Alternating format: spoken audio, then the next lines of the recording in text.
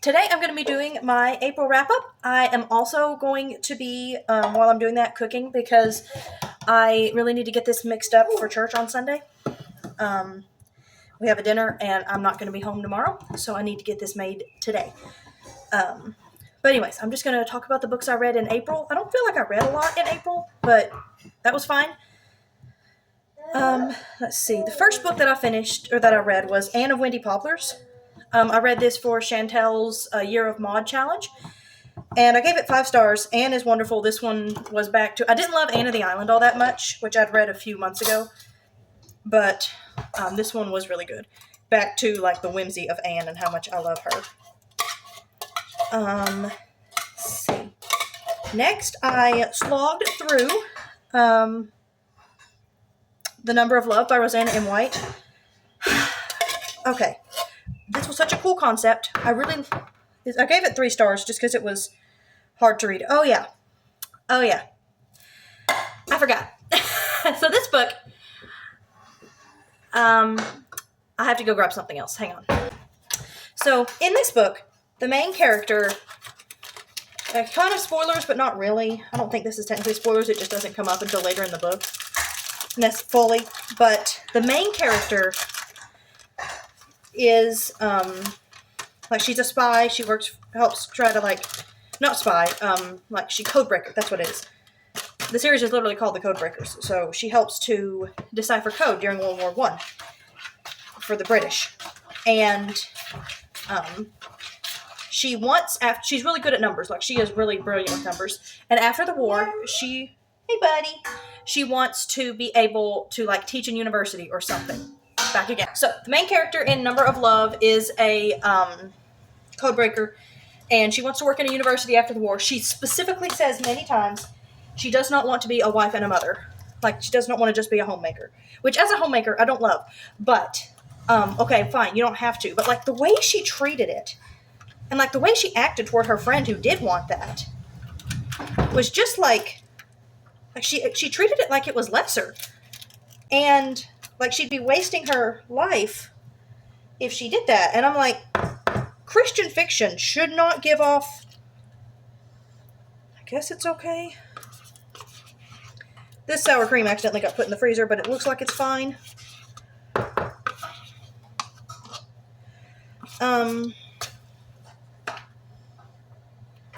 Anyways, like, she acted like it was lesser. And she was very mean to her, not mean, but very callous toward her friend who did want this. And it's just like, Christian fiction should not treat motherhood like it's a problem. Christian fiction should treat motherhood... We don't have to say all women have to be mothers, because obviously not all women are. Some women can't have children, but most Christian women should desire to be, like, I don't think Christian fiction should demonize motherhood. I don't know. Is that a hot take? I don't think it ought to be. So yeah, this one just got 3 stars. I think I will read the rest of the series, but I just, yeah, that was such a disappointing message. I read Mandy and the Cherokee Legend by Lois Gladys Leopard with my friend Shannon over at Old American Spirit. We finished reading through all of the American Girls, and so now we're reading through the Mandy books.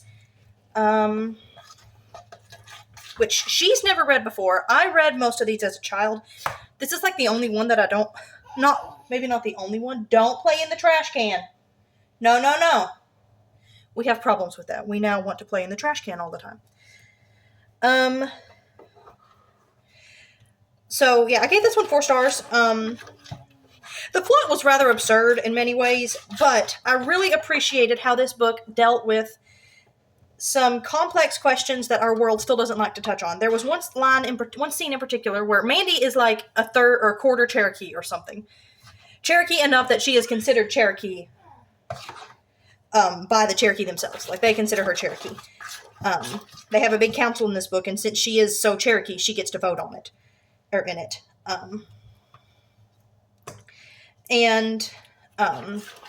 There's another Cherokee boy in this book, and this is pretty early on, so, like, this isn't really spoilers. There's another Cherokee boy in this book who Let me bring this closer so I can stay in the frame.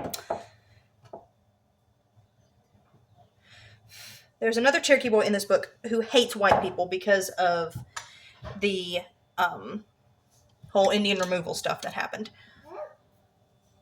Which, you know, that was bad. Removal of the Cherokee was bad. The Trail of Tears was very bad. I don't want to say, like, I have kind of a, I think we brushed on this a little bit with Kaya when I read the Kaya books, where I'm not going to say that I think it was wrong for American missionaries to bring the gospel to these people, because now there are some of them who will be in heaven because of the American missionaries. Making sure these are still good. So, like, I do not want to say that. But obviously, the Trail of Tears was bad. The Cherokee were, for the most part, largely Christians. So, yeah. Already, like, and they were very, like, everything with the Trail of Tears was just awful. I am not defending that at all. Okay. But in this book, this kid hates the white people for that. Mandy is like, well, first of all, I'm a quarter Cherokee, so I'm not really a white people. And then, not fully a white people. And then, two, she says, she calls it the War of Northern Aggression, which is so funny and very Southern of this book. So if you're looking for a Southern set book for Amanda's Readathon this month, there you go, the Mandy series. I want to say it's the Carolinas, maybe, where they take place. Anyways. Mandy calls it the War of Northern Aggression, and she says, the Northerners killed some of my family in the War of Northern Aggression, and I don't hate them. Like, I don't hate their descendants. And it was a very nuanced conversation, I thought, for a children's book. Yeah, so I gave this one 4 stars. It was really nice to read. Then Kindle Unlimited had a 99-cent for 3 months deal, and I was like, yes, please, I'll take that.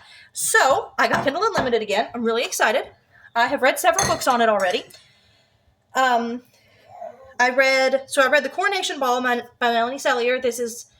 I want to say this was the novelette that was, like, in between books 2 and 3, I think, for this first series. I didn't read it because my library doesn't have the small books in between. It just has all the big books, the major books. So that was really good. Really enjoyed that one. Don't throw that. That's a picture of you. Don't throw it away, buddy. I can appreciate that you're here. Why don't you hold up in the trash can and I'll put this in there. There. You want to throw away some of the trash? Here you go. Throw this away. Put this in the trash can. Put it in the trash can. Open up the trash can.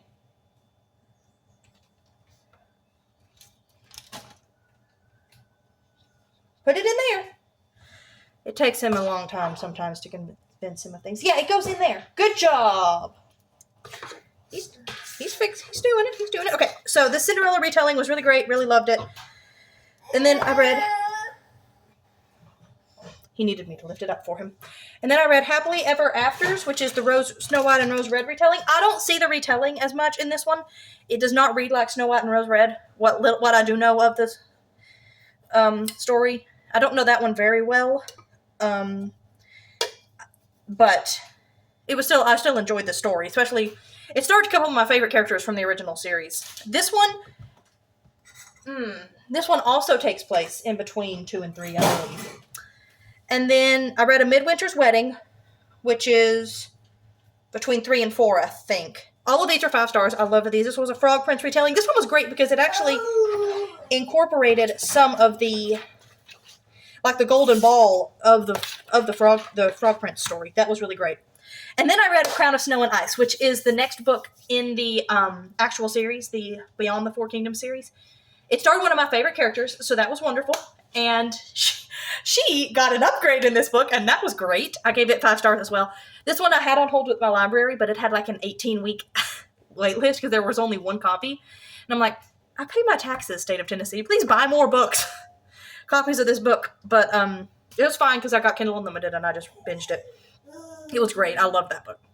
This was a Snow Queen retelling, and I actually really liked, one thing I think is very interesting is in several of so part of the world building, I guess this is kind of spoilers for Beyond the Four Kingdoms series as a whole, but part of the world building in this series is that these lands beyond the Four Kingdoms have royal mirrors that are like godmother objects that were given by fairy godmothers, who are basically angels. In fact, in Midwinter's Wedding, they literally call snow angels snow godmothers. So I'm pretty sure that is just confirmation that a godmother is just an angel. But anyway, these magic mirrors, like, showed me like how much of a key part mirrors are in so many fairy tales. Like, there's at least 3 that have used it so far. I just finished another one. I read it yesterday, though, so it's not going to be... Oh, yeah, it's not as big a part in that one. But it was a big part of the... Ooh, what was the fairy tale that was the first one in this? What came before this one? Oh, Beauty and the Beast. The magic mirror is a big part of Beauty and the Beast. There's a magic mirror in Snow Queen, and there's a magic mirror in Snow White. So, like, there's a lot of magic mirrors. I wonder why. Anyways, this was really good. Really liked this book. Then I read Daughter of the Most High by Jenna Van Maalrick. I lost it. Okay, good. It's still here. This was Easter weekend. I just wanted to read Christian books on Easter weekend and not keep reading fairy tale retellings just because I was like, let me get in an Easter headspace. And this biblical fiction especially seemed like a good one for this. So this one is really good. It's about a character from book 1 that we see pop up again. I gave it 4 stars. The relationship was a little bit rushed. There was this time jump in the middle of the book, so that's probably why. I loved how this book portrayed Lydia. I've read books where I don't love how Lydia is portrayed, but this book in particular really did her well, I thought. And then I read The Lion of Philippi, which is a novella that's like a prequel to this. That was really good too. I think I gave it 4 stars. Yeah, just it was nice to learn one of the characters' backstories. And then I read Seeking Leviathan, Milka's Story by Virginia Wise. 4 stars. It was a really quick, fun little story. It doesn't actually feature any biblical characters, but it takes place during the time of Job and wrestles with the same questions that the book of Job wrestles with in the Bible. I'm trying to speed this up because my parents it's my birthday today, so yay.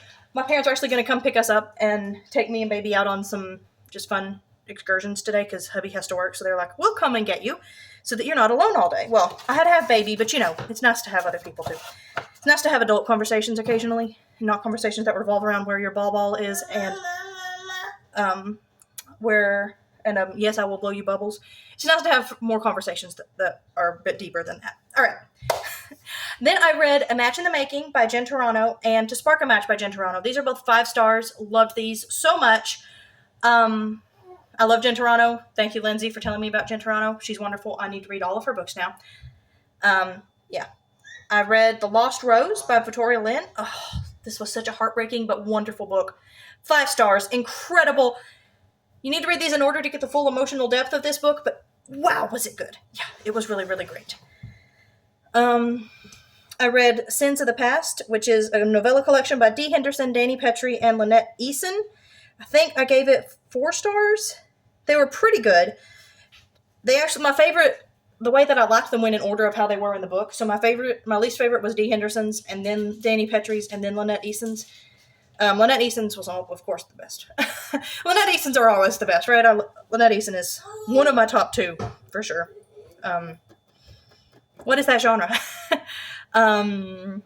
Romantic suspense. That's it. I read A Dream of Ebony and White by Melanie Sellier, which is the Snow White retelling I was referencing earlier. Again, involving those magic mirrors. This one was really sweet. I loved... What? What do you want?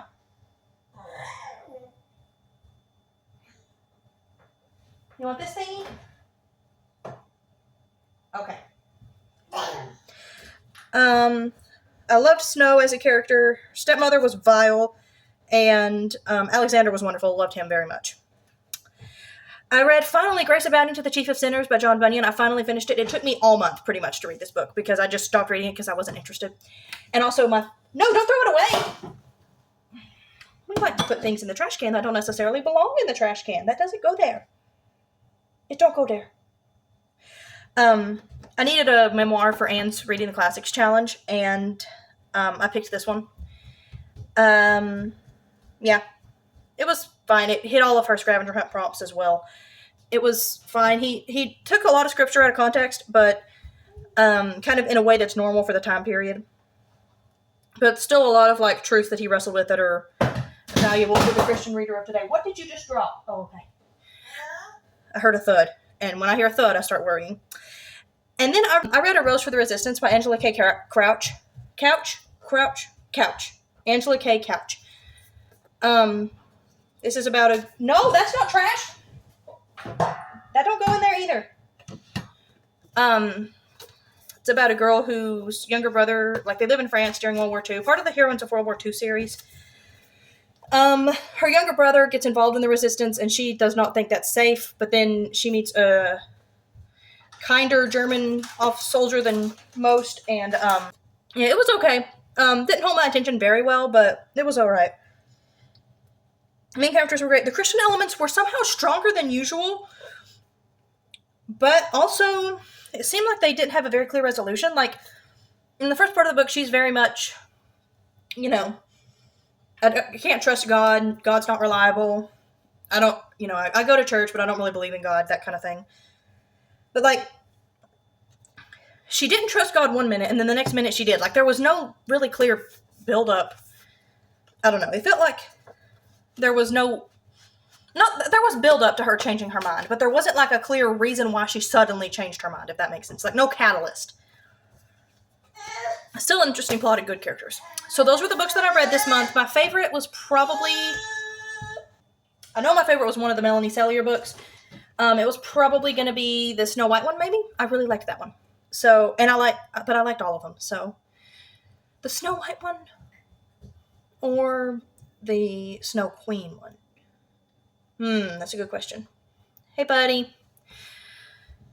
Well, it's hard to decide. Anyways, I liked both of those really well. So, what was your favorite book that you read? Oh, and I did complete all of my monthly or yearly challenges this month. Unfortunately, my phone died. My phone fell, and the screen glitched out, and now I can't use my old phone. I have a new phone, but the problem is, on said new phone, I don't necessarily have, I don't have all of, like,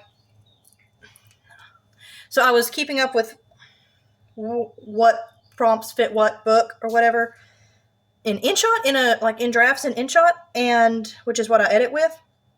And now that's gone. So I know for my challenge, I'm trying to get to all of the I have a playlist with all the reading challenges. So for Anne's, I know for a fact that I filled in Read a Memoir with John Bunyan's, obviously. I don't remember what prompt I filled in for Oshina's, but I know I filled a prompt. I read bunch of Christian romance, so, you know. For the Princess Bride-a-thon, I don't remember what I did. I'll try to catch up with all that this month, and show you by the end of May. For the Read Your Bookshelf Challenge, it was Flowers, Rose for the Resistance, or Lost Rose. Both have Rose in the title, so there we go. Here. For my challenge, I read The Lost Rose for the medieval prompt. For the Southern Comfort Reading Challenge, it was... Here, let's do... I'm trying to do marketing. We're going to do Jeanette from Jane Reads. We're going to look at her video and see what her challenge or her prompt was for this month.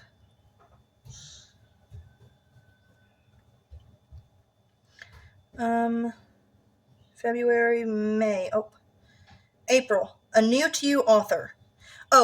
Seeking Leviathan, I think is what I put for that, because I've never read that author. Amanda's Southern Comfort Reading Challenge. February, March. April is Flowers on the Cover. Lost Rose or Rose for the Resistance. And then for Cat from Cat Stories, I did the Seeking Leviathan book as well. For Katie from Paperbacks and Ponytails, she had her Spring into the Movies readathon. I filled all the prompts with the different books. I need to try to just find that. I'll pop up the graphic here. I can tell you, though, what I did for each prompt. If I can figure out how to... I'm using my iPad right now, and I don't know how to find... I want the posts. I want the different channels' posts. You're okay. I know you just bumped yourself, but you're okay. Character sings or plays an instrument. I put Number of Love because her brother is a violinist. For Animal on the Cover, I did the Mandy book because there's a butterfly, a tiny little butterfly on the cover, so that's an animal. Romantic Suspense, I did the Sins of the Past novella collection. 400 plus pages was The Lost Rose. Epistolary, I counted Anne of Wendy Poplars. I know this was supposed to be only Christian fiction, but like they mention going to church more than most Christian fiction books, so I'm counting it. For Hat on the Cover, Match in the Making by Jen Turano. Flower in the Title, A Rose for the Resistance, and Family Story. What book did I say for Family Story? I mean, several of these would count for Double Up as well, but I'm pretty sure I had a different one for every prompt. I guess I said Daughter of the Most High for a family story, because that is this. I guess that's what I said. Or Line of Philippi would work as well for that, because that was about him and his sister. So, yeah. Please let me know down in the comments below what your favorite book that you read in April was. And please like and subscribe, and I will see y'all next time. Bye.